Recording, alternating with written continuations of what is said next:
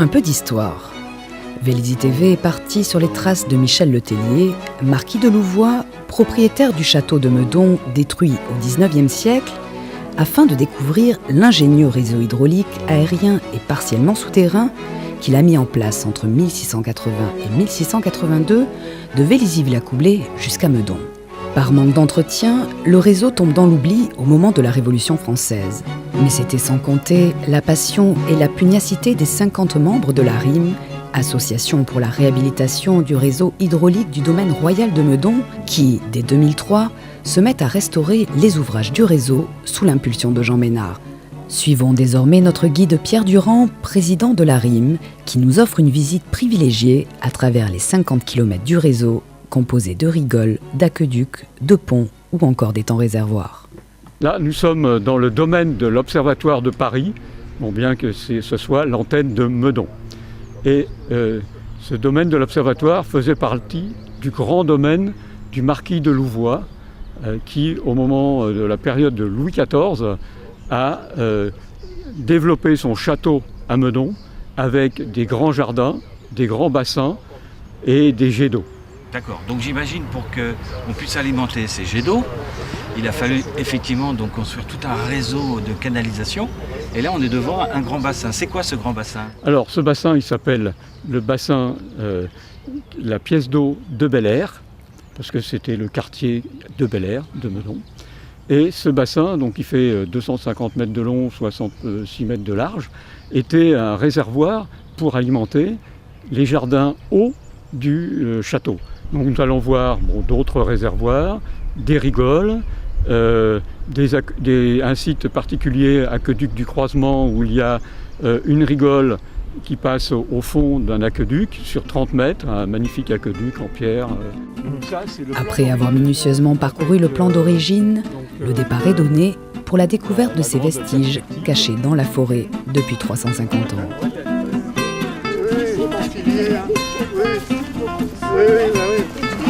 Ah bah là, oui.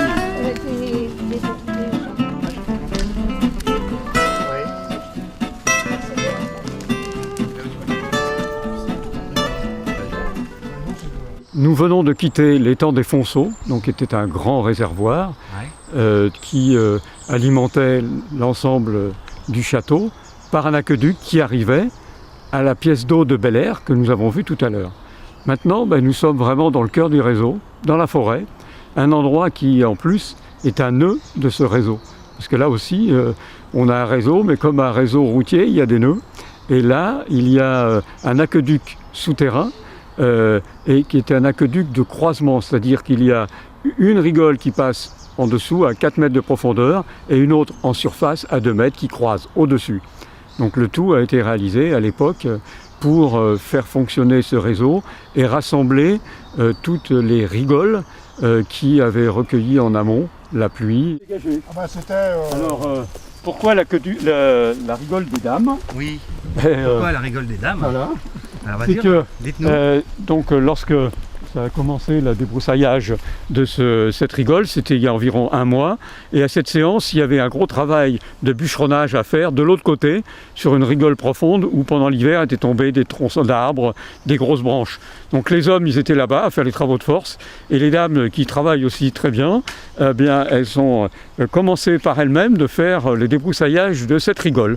Donc c'est pas un nom, mais c'est le débroussaillage des dames, c'est les dames de la RIM. Vous venez souvent comme ça nettoyer la forêt? Toutes les fois, ouais. Je veux dire 3 fois par mois.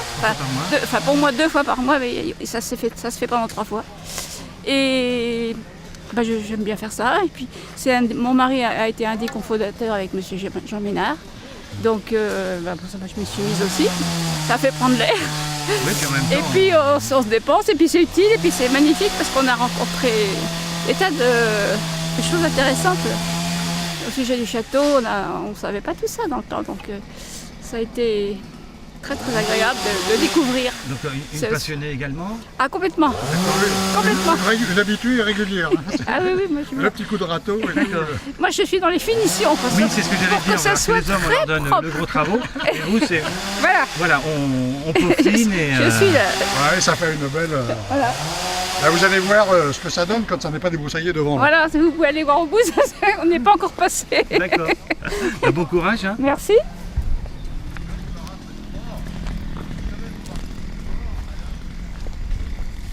Et conforme au plan, hein, c'est le...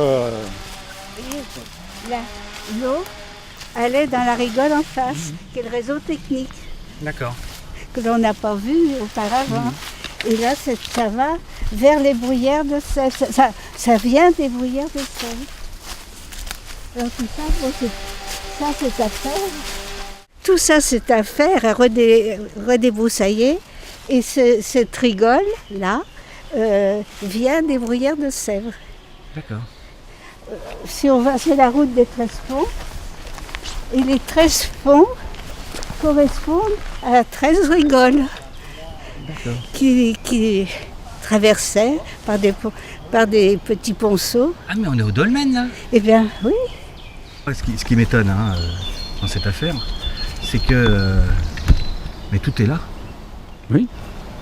Et comment ça se fait que c'est resté, que ça s'est pas comblé, que c'est pas... Non, mais ça s'est complètement enfoui dans les broussailles, parce que c'était quand même bien construit, bien maçonné, ou consolidé, même si c'était simplement de la terre, et donc c'était conservé. Donc là-dessus sont venus s'installer les broussailles, les ronces, les arbres qui ont poussé, mais c'est resté en état. L'avantage, c'est que c'était la forêt, donc personne n'y a touché. Et on l'a retrouvé enfoui, mais intact. Tiens, regarde, Tiens, voilà, une buse. regarde ce qu'il y a là. Quelque chose. Ah, une arrivée d'eau. Ça doit être un... C'est mérovingien Un tuyau, ou c'est un tuyau. 21e siècle? je crois que c'est 21e siècle. Oui. Ah oui, mais c'est un tuyau. Vas-y, souffle à l'autre bout, Gérard. On va peut-être assister à... la découverte de quelque chose intéressant. Appui. Alors Là, c'est le trésor. Dedans, il y a plein de pièces en or. Ah ouais, je les sens, Ouais. Non, que dalle. En faisant des trous comme ça, vous avez trouvé des trucs? Des objets, oui, Ouais. mais finalement pas des objets remarquables, non. Ouais. Non. Ouais. Ouais. Bon, celui-là, faut peut-être Non, le... non. Enfin, on va le apparemment, faire, on le cherchera.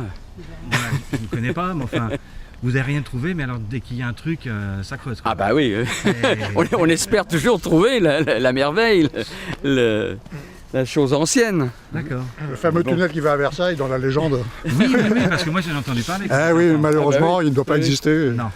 Là, nous sommes sur le site de l'aqueduc du Croisement. D'accord. Donc, c'est un aqueduc remarquable parce qu'il a une longueur de 30 mètres, construit en très belle maçonnerie, en pierre meulière. Et il y a à cet endroit le croisement avec une rigole en surface, celle que vous venez de voir, la petite rigole, qui va continuer encore sur des centaines de mètres, des kilomètres. Et il y a d'autres rigoles qui arrivent à cet endroit-là, suivant un système de croisement avec la possibilité pour ceux qui entretenaient les réseaux de faire passer l'eau du réseau de surface vers l'autre avec à cet endroit une trappe qui permettait de faire descendre l'eau dans l'aqueduc le plus profond. C'est là le premier lieu où on est intervenu. On est juste à côté de la N118, pas loin des grands cèdres que tout le monde connaît. Qu'est-ce qu'on pouvait trouver ici? Alors, près d'un des cèdres, il y avait déjà un moulin à vent et près, en face, de l'autre côté de la 118, un deuxième moulin à vent qui actionnait des pompes pour alimenter en eau un château d'eau. On faisait monter l'eau dans un château d'eau pour avoir de l'eau sous pression qui allait ensuite être dirigée vers le château pour permettre des jets d'eau, même dans les terrains qui étaient sur les terrasses les plus élevées. Tout proche de Vélizy et de sa zone industrielle, Pierre nous offre, au détour d'un chemin, une petite mise en bouche avant de nous dévoiler les trésors enfouis de ce réseau hydraulique du château de Meudon. Donc celle-là, elle est vraiment gigantesque. Ça, c'est un regard. C'est la dalle d'un regard qui a été découverte au moment où on faisait la restauration de la sortie de l'aqueduc, mais qui est gigantesque. On pense que ça devait être pour la décoration. Ouais. On a bien travaillé là. Voilà, il y a moins d'eau que d'habitude. Ça s'est un peu asséché par rapport à la dernière. Ah, moi j'ai vu ici. Ah oui, oui, il n'y a pas grand-chose. Ah oui.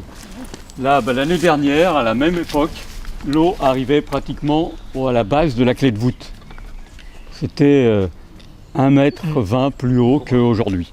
On appelle ça la rigole technique, qui est en profondeur, à 4-5 mètres de profondeur, qui va continuer l'aqueduc de la Grange d'Amrose, dont on va voir la sortie ici. Et ensuite, cette rigole technique va aller le plus directement possible vers le réseau du château de Meudon. Au croisement de la route forestière du cordon de Vélizy et de celle qui mène au cimetière, nous découvrons à son angle un des derniers ponts du réseau aérien. Notre dernier souffle en surface avant de pénétrer dans des entrailles souterraines dissimulées depuis plus de 3 siècles. Le mode d'emploi a pris un peu l'eau. D'accord.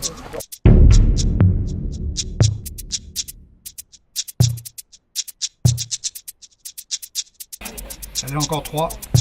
C'est juste que ça glisse. Ah oui, c'est un peu humide. Oui. Donc, de temps en temps, ça frotte. Hein. Ah ouais. Vous allez jusqu'au bout ? Non. Et là, on voit certainement des traces du temps où c'était opérationnel. D'accord. Donc là, il y en a combien de mètres là ? Là, il y a 100 mètres jusqu'à un endroit qui est bouché. D'accord. Et qui correspond à peu près au niveau du rond-point Lagardère qui est au-dessus. Moi, Jean-Pierre, on est où là exactement là ? Là, nous nous trouvons dans une section de l'aqueduc pratiquement terminale, Ouais. c'est-à-dire la partie amont de l'aqueduc, parce que l'exploration s'est faite à partir de la sortie. Et là, nous sommes dans une partie sèche, comme vous pouvez le constater au sol, avec quelques craquelures de terre séchée. On aperçoit aussi sur les parois certainement le niveau d'eau de l'époque. Les pierres sont beaucoup plus noires. Et ce qu'on constate aussi, c'est le très bon état de l'aqueduc, avec le maintien des pierres, avec la voûte, avec de pierres empilées. C'est ce qui explique la nécessité d'avoir un casque, parce qu'elles sont très coupantes. Ouais, effectivement, il n'y a pas de joint. Non, c'est de l'automaintien. C'est de la Et au fil du temps, ça s'est sans doute un petit peu calcifié et auto-maintenu. Donc, Et nous sommes environ à 5 mètres de profondeur. L'aqueduc lui-même ici fait environ 1,50 m du sol à la voûte et un petit mètre de largeur. D'accord. Et ça a 350 ans. Et voilà. D'accord. Si tu veux, je te passe un gant. Donc tout ça pour aller alimenter. Tout ça pour alimenter quelques jets d'eau pour la joie et le plaisir des habitants du château. D'accord. Bon, quand on arrive au bout de ces 600 mètres là, qu'est-ce qui se passe ? Donc on est arrivé sur un remplissage. Et on a d'abord imaginé que c'était un remplissage qui avait dû se faire à partir d'un regard. Et on s'est dit qu'en le perçant horizontalement, avec une profondeur de 1 mètre, 1,50 m, on devrait déboucher dans le vide. Et là, il se trouve qu'à 2,85 m, on n'est toujours pas dans le vide. Donc il y a vraisemblablement un remplissage supérieur ou un éboulement complet. D'accord. Donc ça reste l'énigme. Donc il reste à découvrir. Voilà, tout à fait. Ok. Donc suite au prochain numéro. Marcher un peu. On remonte là, c'est ça ? Je sais pas. Bah, faut aller voir où. Éclair là. Il y a un aller-retour à 100 mètres, si ça vous dit. Ah, faut aller au bout au moins. Hein. Allez, on y va ? Allez hop, c'est parti. Ok, allez, t'éclaires. On peut faire demi-tour. Non, on va marcher un peu pour qu'on ait... Non mais 100 mètres c'est pas long. Hein. Non, mais pour qu'on ait... Le dur c'est... Voilà. Et au fond c'est 1,50 m de haut. Hein. Voilà, hop.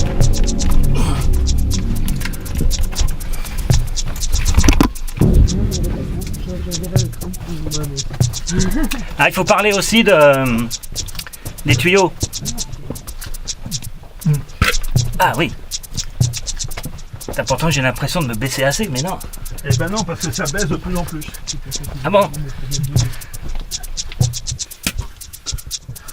Allez, on arrive à la caméra? Ouais. Okay. Même principe que la poterie. Ok, donc là on a une particularité, c'est... Des éléments de conduite qui, a priori, étaient pour transporter de l'eau dite bonne à boire, c'est-à-dire de l'eau presque potable. D'accord. Mais nous ne connaissons pas la provenance ni la destination de l'eau. C'est bon ici, hein? Ouais, on aurait pu pique-niquer là. Comme dans les catacombes, pareil. Pareil, 14 degrés, sec, incroyable. On peut y passer la journée. On a déjà passé la journée. La terre montait en pente douce jusqu'aux premières pierres. Le problème, c'est que c'est Ouais, tu creuses allongé là. très dur. Et il faut creuser en face. Et rien ne dit qu'on est vraiment sous un regard, quoi. Initialement, on pensait à ça, mais... D'accord. Donc, qu'est-ce que VLZ TV en pense là? Non, c'est bien, moi j'aime bien. Je peux te prêter mon pull et mes gants si tu veux. Oui, on a ce qu'il faut. Que les dents se trouvent. Ouais. Bah oui. Ok.